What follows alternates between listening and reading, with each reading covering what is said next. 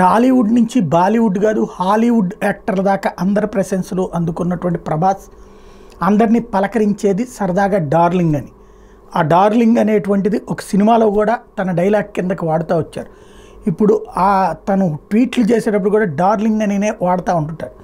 తను తాజాగా చెప్పినటువంటిది ఏదైతే ఇదివరకు తనకి రకరకాల అమ్మాయిలతో పెళ్ళి అయిపోతుంది అన్నటువంటి ప్రచారం జరిగింది. కానీ తన పెళ్ళి ఇంతవరకు డిసైడ్ చేసుకోలేదు. ఇప్పుడు మాత్రం త్వరలో నా జీవితంలోకి ప్రవేశించేటటువంటి కొత్త వ్యక్తిని పరిచయం చేస్తాను అని చెప్తూ చేసినటువంటి ట్వీట్ ఇప్పుడు అన్ని ఛానళ్ళకి బ్రేకింగ్ న్యూస్ అయింది. అయితే ఇదివరకటికి మళ్ళీ ఆ హీరోయిన్నా ఈ హీరోయిన్నా అని మాత్రం కథలు అల్లట్లేదు. ఎందుకంటే ఇదివరకటికి మళ్ళీ ఫ్యాన్స్ ఊరుకోవట్లేదు. ఇంకోటి ఎవరిని పడితే వాళ్ళతో సంబంధాలు అంటగడతంటే ఆగట్లేదు,